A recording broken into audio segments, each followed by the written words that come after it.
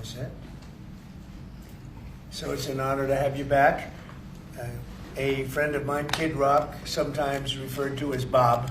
I know him as Bob, but he's been a good friend for a long time, many years, and he's been after something that is for the good of a lot of people, including, in particular, the public, and having to do with ticket sales and scalping and all of the gouging that you have been reading about. That's gotten worse and worse with time. And I didn't know too much about it, but I checked it out, and it is a big problem. And I thought, I think you've been trying to get this done for 20 years or something. He said Trump got it done in 2 weeks. But we came up with a very serious EO, and I'm going to sign it now, and maybe I'll ask you, Will, to explain a little bit about it, please. Of course, sir. So this is an executive order, as you said, that deals with the ticket reselling business. For fans of live entertainment and for entertainers as well, the ticket reselling industry has become a huge issue. These people use bots and computer algorithms to buy up huge blocks of tickets and then jack up the price so that fans of live entertainers like Mr. Ritchie, I almost called him Mr. Rock, don't have access to concerts the way that they should. And when they do, it's at exorbitantly high prices. So what this executive order does, it charges the FTC and the Department of Justice with rigorously enforcing laws on the books in collaboration with state attorneys general that have power over consumer protection and other people who have the power to really crack down on this issue so that entertainers and fans won't be subject to these abusive and oftentimes illegal practices. Good. Thank you very much. Bob, you want to say something? Yeah, anybody it doesn't matter your politics. First off, thank you, Mr. President, because this has happened at lightning speed. I know you put, I want to make sure Alina Habba gets her credit too, because I know she worked very hard on this, but thank you for making this happen so quick. Anyone who's bought a concert ticket in the last decade, maybe 20 years, no matter what your politics are, knows that it's a conundrum. You buy a ticket for $100, by the time you check out, it's $170. You don't know what you can charge for it, but more importantly, these bots. You know, they come in to get all the good tickets to your favorite shows you want to go to, and then they're relisted immediately for sometimes a 400% or 500% markup. And the artists don't see any of that money. And, you know, ultimately, I think this is a great first step. I would love down the road if there would be some legislation that we could actually put a cap on the resale of tickets. And I'm a capitalist and a deregulation guy, but they've tried this in some places in Europe, and it seems to be the only thing that's us as artists be able to get the tickets into the hands of the fans at the prices we set. I'll be the first one to say, and I know the president doesn't like when I say this, but I'm a little overpaid right now. It's kind of ridiculous. I would rather be, you know, a hero to working class people and have them be able to come attend my shows and give them a fair ticket price. I can't control that right now, so hopefully this is a step to really be able to make that happen. You know, a lot of artists and a lot of fans who love concerts and music are going to be very appreciative of you taking this. And I think Bob is more interested in the fans and the people that are having to pay crazy prices than he is the artist.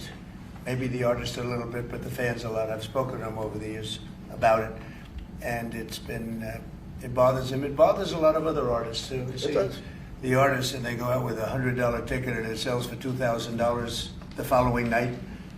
And they seem to be able to sweep up the best locations too, which is pretty amazing. So they've only enforced that Bots Act one time, I believe. Yeah. A couple years ago in New York City, I think we got a couple $1 million fine, and that's the only time they've enforced that act. And who's the primary culprit? Who sells these tickets? It's the scalpers. It's these bots go in and they're automated, so you're. But is there a company involved? You might not. No. Well, there's reselling markets. Yeah. I think I know, Peter. But that's all right. Don't get them involved. Maybe What company do you think? Maybe they're more innocent than we think. Well, if you think of it, like if Ticketmaster sells a ticket, if you buy a ticket and go to a show, you're in a lot of ways their worst customer. Because they make another 17 whatever percentage every time that ticket resells. So they don't want to enforce the Bots Act necessarily because they're making more money off it. The artists don't see any of that money, but that's not what I'm advocating for, is for me to make more money. I want the fans to have fair ticket prices, be able to go and enjoy more shows. I know people that they decide on a family vacation or going to their favorite concert once a year rather than, you know, my parents used to go see multiple shows when you could afford them back in their day. And I'd like to take my ticket prices lower, but if I set my ticket prices low, these bots immediately eat them up and they resell for hundreds of dollars more, and I'm just making these bad actors rich. Well, I think this is a big step to getting it stopped. Do you have something, Brian? Yeah, I do actually. I actually feel that the consumer is going to take the money that they've saved and actually buy merch, which you guys have a big percentage of, or do concessions, which you guys split with the venue on that as well. So I think their We money don't goes share for it. concessions a lot. No?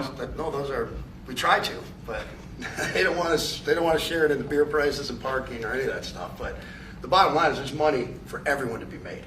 There's plenty of money to go around. You know, no one's going to really lose here. You know, Ticketmaster, if we can get a cap, they're going to lose some money. But I've already talked to CEO Michael, and he's given me his word. He's on board for it. I was talking to Jacoby with Papa Roach earlier, and by the way, he's a big fan of what you're doing, President Trump, digging into this whole scalping and the bots.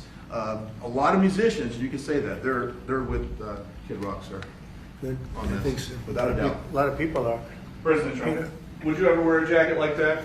I don't know. I was thinking about doing it for tomorrow. We have a big event coming up, and I was thinking about doing it, but I'm not sure. So you recently bought a Tesla for White House staff I did. to use, but now there's all these domestic terrorists targeting Teslas. Are the staff scared to drive it? I don't think so. I haven't heard. They weren't complaining. I did buy one, and I let the staff use it. We have it parked conveniently, and one day we give it to Margot, one day we give it to Chamberlain, give it to Natalie, we give it to everybody around, give it to Dan Scavino, but he's got so much money it doesn't matter. But they love the car, and it's a great car, and it's made here, and it's made in the country. He's got a tremendous plant now in Texas, and he has one in California. Does a lot of his work here, and he's been really unfairly treated, in my opinion. I drive one. And Yeah. there's this other story. I know it's hypothetical right now, but if you were allowed for some reason to run for a third term, is there a thought that the Democrats could try to run Barack Obama against you I'd love that. for his third term? Boy, I'd love that. That would be a good one. I'd like that. No, people are asking me to run, and there's a whole story about running for a third term. I don't know. I never looked into it. They do say there's a way you can do it, but I don't know about that. But I have not looked into it. I want to do a fantastic job. We have 4 years, just about, almost close to 4 years. Time is flying, but it's still close to 4 years, and we're getting a lot of credit for having done a great job in the first almost 100 days.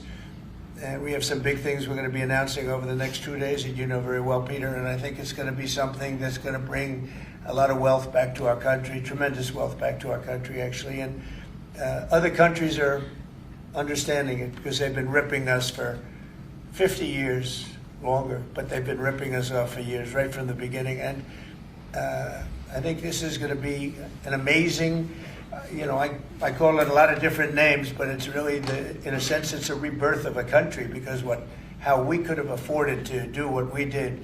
We help everybody, and they don't help us. I really, the term I like best probably is the liberation of America. It's the liberation of this country, because it's incredible. Look, we have 36 trillion in debt for a reason, and that accumulates over a long period of time. So I think what you're going to be seeing over the next couple of days will be very inspiring to a lot of people. You know, they had a lot of auto plants being built in a certain country. I don't want to mention the country because we get along great with the country, but those plants aren't being built there anymore. They gave them up today and yesterday, day before, and they're building them all now in the United States. And we have many examples, not only auto plants, chip companies from Taiwan are coming in. The biggest, Mr. Wei, he's big. I said, you are a smart guy, aren't you? I've been reading about him over the years, but he controls a large portion of the chip business, as you know. You don't get smarter. They're going to be investing $200 or $300 billion. Apple's investing $500 billion. You know, they always built their places in China. Now he's building here. I think because of you speak to Tim Cook, because of the election, but maybe more importantly because of the tariffs. You know, he's got really an obligation to do it. But we have many, many companies that you haven't even heard of. But I think we'll be at $5 trillion very soon. And if you think about this, we've never been anywhere near that. I don't know if we've ever been at $1 trillion. What do you mean by that? We're 500. What do I mean by trillion? 5 trillion. What are you referring to, sir? I think that we're going to be at $5 trillion of investment. I think you're going to have investments very shortly. We're already 3.5, and we have commitments, verbal commitments for a lot more. And numbers like that have never been done in this country, and it's going to get harder. This is in 2 months. It's really in less than 2 months, because since we've really gone out with it, and we have other interesting things happening. But to me, the whole tariff situation, and essentially they've done that to us for many years. So if we're anywhere near $5 trillion in 2 months, this could be numbers like the country's never seen. And every time you hear a dollar spent, that's another job, because the jobs are coming with it. So auto plants, chip plants, pharmaceuticals, lumber coming in. We have things happening in this country. I'm not sure that they've ever seen it. Steel, we have tariffs on steel. They've been here for a while. Steel and aluminum. Nobody's ever seen anything like we're witnessing now. Nobody's ever seen anything. Most of you agree with that. I mean, it's nothing much you can't agree with. We have things happening in terms of jobs and investment, the likes of which I don't think we've ever seen. If you look at, let's say, $4 to $5 trillion in a period of a month and a half, that's even more than you do with your concerts, which are always sold out, right? Nobody's ever seen numbers. And think of it, where Apple's at $500 billion, as I said, but they always used to spend that money in China. Now they're spending it here. That means they're going to build. Now, they don't have any tariffs. Remember, there are no tariffs if you do your product here, if you build whatever it is in the USA. One of the things we're also trying to get is if you buy a car that was built in the USA, you get a deduction on interest. So if you go out and borrow money to buy a car, if it's built in the USA, never been done before, it's a big deduction for people that really aren't used to deductions, frankly, because people that buy cars like that are not big into the world of deductions, and now they're going to learn about deductions. So I think it's going to be great. Yeah. Mr. President, are you going to move ahead with a universal tariff or different individual tariff rates on a whole variety of different? Well, you're going to see in 2 days, which is maybe tomorrow night or probably Wednesday. You're going to see, and they're reciprocal. So whatever they charge us, we charge them, but we're being nicer than they were. We have a lot of countries, friend and foe. I always say friend and foe, but the friend in many cases is worse than the foe. They took advantage of us, and we are going to be very nice by comparison to what they were. The numbers will be lower than what they've been charging us, and in some cases maybe substantially lower, but we sort of have a world obligation perhaps. But we're going to be very nice. Relatively speaking, we're going to be very kind. Mr. President, you met with the chairman. Somebody said that about me the other day. They said, who doesn't know me very well, they said, "You're such a kind person." And I said, "Say that again." They said, "You're a kind person." I said, "I've never heard that before." It was a weird segment. I was kind. Who said that? I've heard of words. I don't know. I better not tell you. I've been called a lot of things, but it's sort of a different kind of a word. It's like an old-fashioned word, isn't it? Mr. President, you met with the chairman of Stellantis today. Did Yes. he ask you for a pause on the auto tariffs? No. What was that meeting about? Just about some of the problems they have with the environmental, which we're going to clean up. Have any of the automakers... We're going to probably go back to 1920. If you look, we're going to go back probably to a 2020 standard. So we'll have 2020 standard, and that's just a few years ago. Oh, they're making it so difficult. All over the world they're making it. It doesn't mean a damn bit of difference either for the environment. It doesn't matter. They make it impossible for people to build cars. So we're going to be doing much different. 2020 is a strong standard, but they've taken it to a level now that makes it very difficult to build a car. So we're going to be bringing it back to a standard that is a very good environmental standard, but it makes it possible to build a car. Have you heard any concerns from the automakers, though, about the tariffs on parts that will go into effect over the coming weeks, about what that's going to mean for the price of... Well, I gave them a big break for a month. I didn't charge them anything, for a big month, for that first month, and they brought a lot of material into this country because they could bring it in without tariff.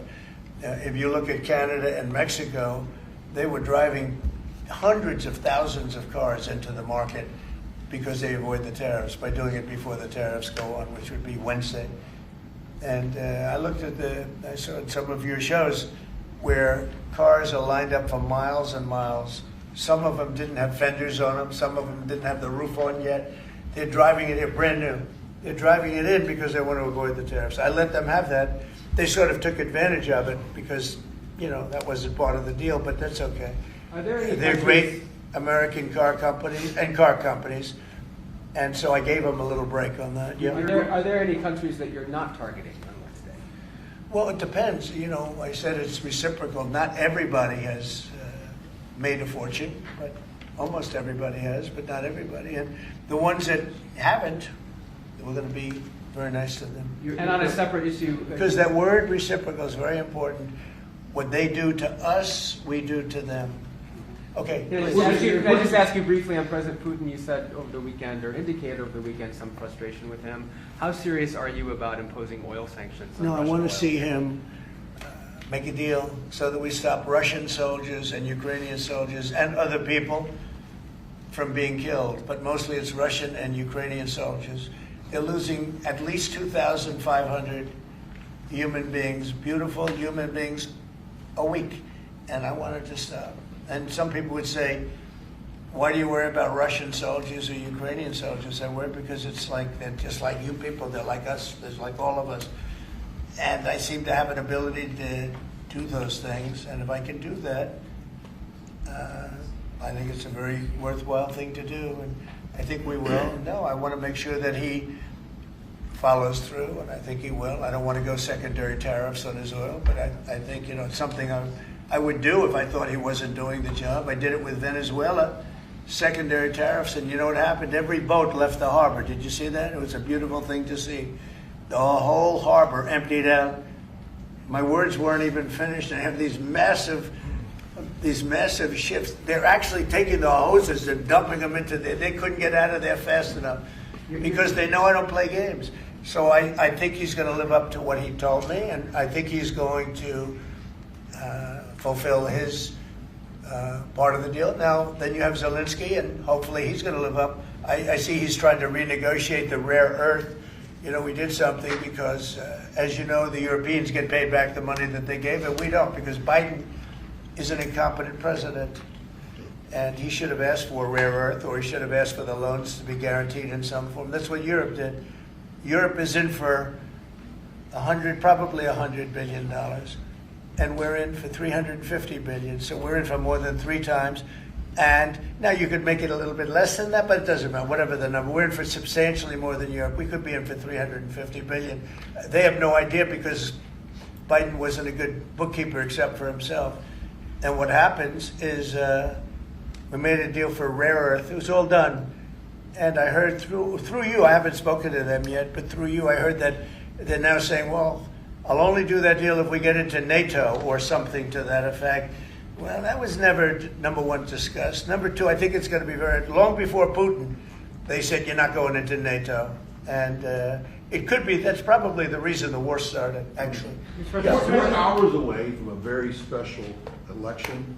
Wisconsin, Florida. I want to share your thoughts on Republican voters to not sleep on this. These are 2 very important races together. Well, it's a big race, Supreme Court race in Wisconsin. It's taking place essentially as it was early voting. So we'll see what happens. It's a big race. I love Wisconsin. We won Wisconsin. Republicans typically don't do very well in Wisconsin, but I did. I actually won it twice. I actually probably won it 3 times to be exact. We played their son. Not probably. I won it 3 times. We had a rigged election the second time, but that's one of those things. We had to make this one too big to rig. Would you agree with that, Brian? Yes, Too big to rig? Yes, sir. So anyway, but there's a big race, and I hope you get out and vote for the Republican. The woman is a radical left lunatic, and let's see who wins. But the woman will be very bad, and Wisconsin's a big state politically, and the Supreme Court has a lot to do with elections in Wisconsin. So if whoever it is that's running, including even Senate races, etc., but whoever it is in 4 years that runs, having Wisconsin is a very big, we won it early and big, but winning Wisconsin's a big deal. So therefore, the Supreme Court choice is the one you're talking about right now. It's a big race. It's going to be announced fairly shortly. President Trump, on TikTok, Big week of deadlines. You got Liberation Day and then TikTok deadline. Yeah, is this we week. do, which I can extend if I want, but we have a lot of enthusiasm for TikTok for buying it. I think TikTok is good. I used it I was a great TikTok guy, and we won by 36 points, the youth. We won the youth, which Republicans don't do. Maybe it's because Kid Rock likes Trump, I don't know, but we won the youth by 36 points, and I attribute some of that to TikTok. Is the TikTok deal, the negotiations now, tied to a bigger tariff deal with China? No, but it could be. I mean, I've used tariffs for lots of different reasons, but I could see, 1 point in tariffs with China, big country, would be probably worth more than all of TikTok, as valuable as TikTok is. It's big stuff. So there's a great example. That's a great question, actually. I'm a very flexible person. I could use that for that. Like, maybe I'll take a couple of points off if I get approvals for something. I haven't done it. Maybe I'll do it, maybe I won't. But it's a very good question. Peter, you're very good. Thank you. You'll love this one. Go ahead. It's not front page news, but I am just curious.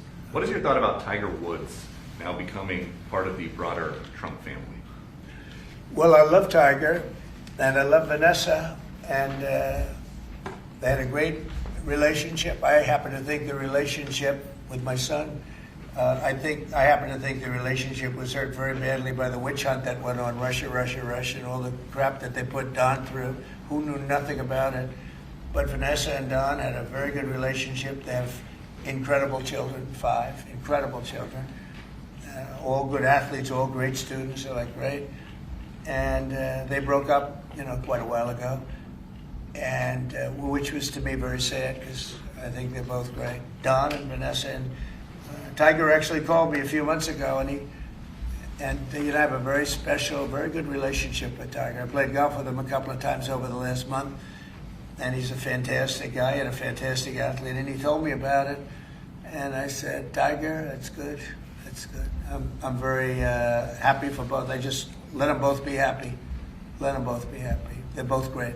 To follow up on China, China, South Korea, and Japan say they're going to work together in cooperation to respond to the tariffs that you're going to put into effect this week. Are you concerned that this move of the tariffs this week could push some of the United States' closest allies to work with China? No, I'm not worried about it. I'm not worried about it. Yeah. Mr. President, can I ask you I about think something? they have a chance of doing better, actually, with the tariffs. It can actually help them in a certain way.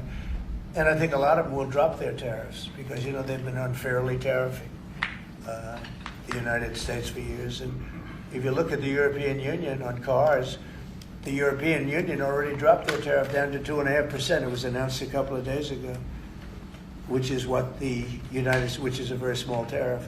The United States charged very little. And I think I heard that India just a little while ago is going to be dropping its tariffs very substantially. And I said, why didn't somebody do this a long time ago? A lot of countries are going to be dropping their tariffs. About something that happened in France today, Mr. President. Marine Le Pen, the far-right leader, got convicted in court and is now banned from running for office for 5 years. Do you have a comment? That's a big deal. That's a very big deal. I know all about it, and a lot of people thought she wasn't going to be convicted of anything, and I don't know if it means conviction, but she was banned for running for 5 years, and she's the leading candidate. That sounds like this country. That sounds very much like this country. Okay, anybody else? You've been presented with a bunch of proposals for tariffs by your advisors that you're talking about that idea publicly. And who? That your advisors have presented ideas They to you do. about tariffs and what to do in the next few days. Have you settled Well, on you're any- going to see. I've settled, a long time ago. But we talk about it. We talk about it a lot. We want to do what's right for the country and even the world. It affects the world, not just this country. This has been the piggy bank for the entire world. So it really does affect the world, and that's important to me also. Yeah. Yes, Mr. President, in the past you have said that you want the quick return of Austin Tice, a Marine Corps veteran and a journalist who went missing in Syria over 12 years ago. Yeah. Have efforts been made to locate Austin Tice been extended beyond Syria, including potential leads in Iran? And do you have plans to get in touch with Ms. Deborah Tice, the mother of Austin Tice, and also at the same time, organizations like Hostage Aid Worldwide have been on the ground in Syria searching for Austin Tice for many years. Can I get your comment on the future, potential future plans to locate Austin Tice and to bring him home finally? So we've been looking, as you know, for Austin for years. I don't know about Biden. I don't think Biden was looking for anything, but we were, and there's been virtually no sign. You know that. There's been no sign of Austin. An incredible young guy. Be less young now. It's been a long time. It's been many, many years. The mother is fantastic. She's a very committed mother that her whole life is to find her son, who was in Syria and just disappeared off the face of the earth. So, you know, a lot of bad things happen. But we're always, you know, we will never, until we find out something definitive, one way or the other, we'll never stop looking for him. But we have been, and the response, it's just a lot of dead ends. He's been gone for a long time. The problem is there's never been a sighting. You know, sometimes you'll have somebody you're looking for him and there's a sighting. There's never been a sighting of Austin, but we are out there and we have great respect for his family and for his mother. She's been unbelievable. Yeah, Mr. President, a question about... No, behind you. Oh, apologies. Yes, you've had outreach with the leaders of Russia and China. You've made an outreach to Iran. When are you going to plan to reach out to North Korea and Kim Jong-un? Anytime in the near future? Well, I do. I have a very good relationship with Kim Jong-un. Now, you people hate to hear that, but it's very important. I got along with him fantastically, as you know. It started off very rough, very nasty. Little rocket man, the whole thing was a nasty deal. And then one day we got a call that they'd like to meet. We met. We have a great relationship. And yeah, we have, there is communication, yeah. Mr. I President, think it's very important. You know, he's a big nuclear nation, and he's a very smart guy. I got to know him very well. You remember, I put my foot across the line, and then I walked across the line. I don't know if Secret Service was thrilled with that. They actually wasn't. They were not too thrilled. But I have a very good relationship with him. Yeah, we'll probably do something at some point. Yeah, please, Jeff. who's on your short list, Mr. President, to replace Elise Stefanik as U.S. Ambassador to the UN? So we have a lot of good people that want it. First of all, Elise is fantastic, and I just don't want to take chances with you guys saying, how is the election going? We have a congressional election that's a little bit close. I guess the one is in good shape, but the other one's a little bit close. But Randy Fine is a great guy. They're both good candidates. They're very good. But it's, you know, a little bit, we want to be careful. And Elise is very popular in her district, and so am I. We won by a lot of points, and so did she. And there's a lot of people that wanted to run for it, but we have no idea, are they going to win it? I think it's just security. And I said, Elise, what about going back?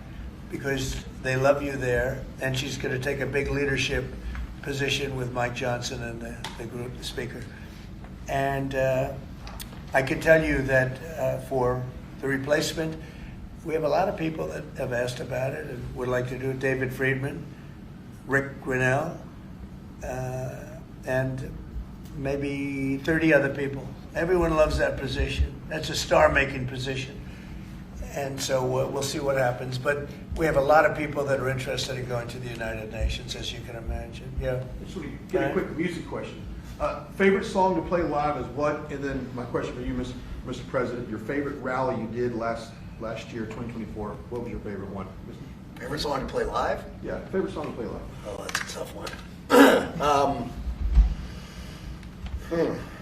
It'd have to be one of the hits, probably Cowboy or Ball with the Bar. There's a song that I've played every night that was never a singular hit that I probably should not say the words to in this office right now. I think for you, You never met a He does, certain by the person way, like his me. rallies are amazing. He does great and gets big crowds. He's really a star when it comes to that. He is a very talented guy. I would say maybe Madison Square Garden. Yeah. Because anybody that was there, the owner of the garden, Jim Dolan, who's, you know, to me always been terrific.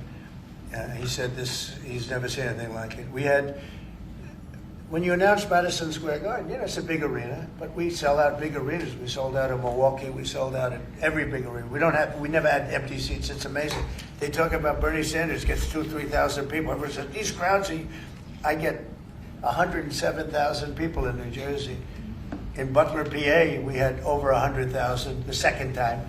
We had 55,000 the first time. We have big crowds. I would say Madison Square Garden because I grew up in New York and the Garden is great. Jim Dolan treated us well, but everybody said that because I think I could have filled it up 10 times. We had hundreds of thousands of people that were stacked all the way back to the Hudson River and on the other direction back to Fifth Avenue. Nobody's ever said, I don't mean with a line, I mean like 50 deep, this way. The streets were closed, the whole thing, it was crazy.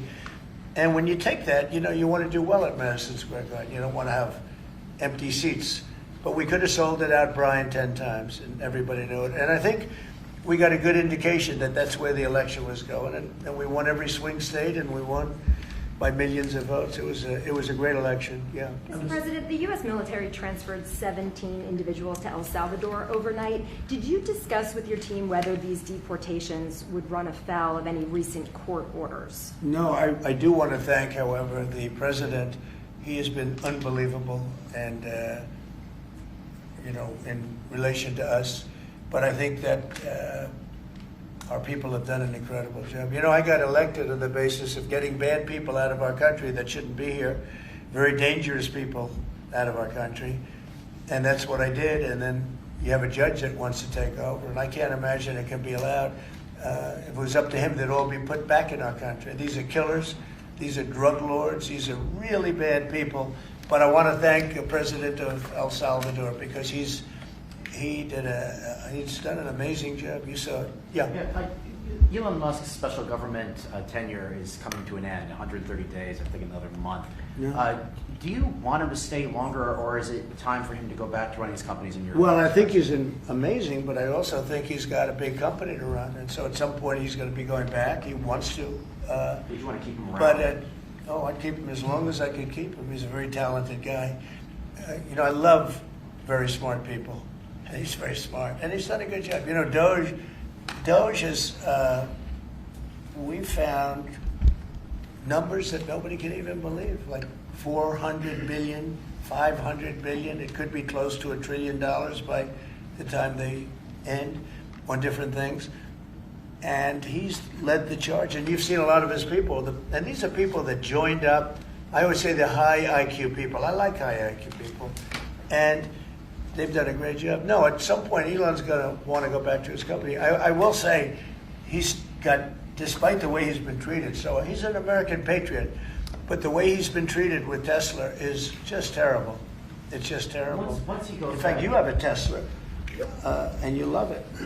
You love it. He was saying before he bought a Tesla, he loved it. A lot of people are buying Teslas, I think, and I hope they are. He should not be treated that way. He's done an incredible service to our country. Well, once he goes back, is Doge going to keep operating even without Elon here? Well, I can't tell you that. I can say this, that a lot of the people that are working with Doge are the secretaries, the heads of the various agencies, and they've learned a lot, and they're dealing with the Doge people. I think some of them may try and keep the Doge people with them, but, at a certain point, I think it will end. But they have also gotten a big education, and they're doing a really good job. There'll be a point at which the secretaries will be able to do this work and do it very, as we say, with the scalpel. And that's what we want. Yeah, Jeff? Mr. President, have you had any updates on the U.S. soldiers missing in Lithuania? I have. Can you give us an update? So 3 are no longer with us, and 1 is unfortunately probably in the same category, but they haven't declared that yet. It was a very heavy truck, like a toy, but really heavy. That lifted the heaviest equipment, and it would seem that the bank of a lake collapsed. The weight is so big, and it was at night, and it was very cold weather, and ice, a lot of ice, and it's possibly slipped. And the weight is so enormous of this thing. It's a massively heavy vehicle, and if they slipped a little bit, that's probably what happened, and it flipped. And 3 are gone. and one is missing. On a separate topic, follow up on immigration. Did you see the video of the Tufts University student who was taken off the street by ICE agents last week in hoodies and masks? There's been a lot of criticism of that. Are you comfortable with how that was handled? Well, I haven't really looked at it in any detail, but I will. I mean, I have seen it quickly, but not, I wouldn't want to comment on it. Yeah, please. Yeah, Mr. President, would you be able to confirm recent reporting that you are making plans to go to Saudi Arabia next month? And if so, why is Saudi Arabia so important? So, I have a very good relationship with the Middle East. In fact, if you look at Michigan, I won the vote by a lot. People were a little surprised. And I have a very good relationship with Mohammed and the king. His son is Mohammed, he's great. Crown Prince, actually he's Prime Minister too. He's got a lot of good titles. But he's great, and the king has been wonderful. And if you remember, last time I went to Saudi Arabia, I put him first on the list because they agreed to buy $450 billion worth of American goods, military and otherwise. And they did, and it was an unbelievable day. It was in this gorgeous ballroom, and companies were there from many, probably 100 companies, and they were given anywhere from 40 or 50 million dollars to less, and more actually. Okay, some of them were given numbers that were just many times that amount. I think we had a couple of $20 billion deals and big stuff. And it's a very rich country because of oil, and we are a very rich country ultimately when we straighten it out because of oil. Oil is always good, and I agreed to do it again, and they've agreed to spend close to $1 trillion of money in our American companies, which to me means jobs. So they're going to spend hundreds of billions of dollars giving them to American companies that are going to be making equipment for Saudi Arabia and other places in the Middle East. And for that, I think it's worth it. I did it last time, $450 billion. And the press was there. It was one of the most unique days I've ever seen, where companies would get up and you're getting $20 billion. They named the company. The chairmen were all there, every chairman and top person in the company. You remember that, Peter? I don't know if you were there. You might be too young for that. I was on the Democratic campaign trail at the Oh, time, that so I was missed boring. This was a much better deal. But it was amazing, actually. It was an amazing day. We sold and we partook in $450 billion worth of investment into American companies. And they announced the company, the amount of money, $1 billion, $5 billion, $25 billion.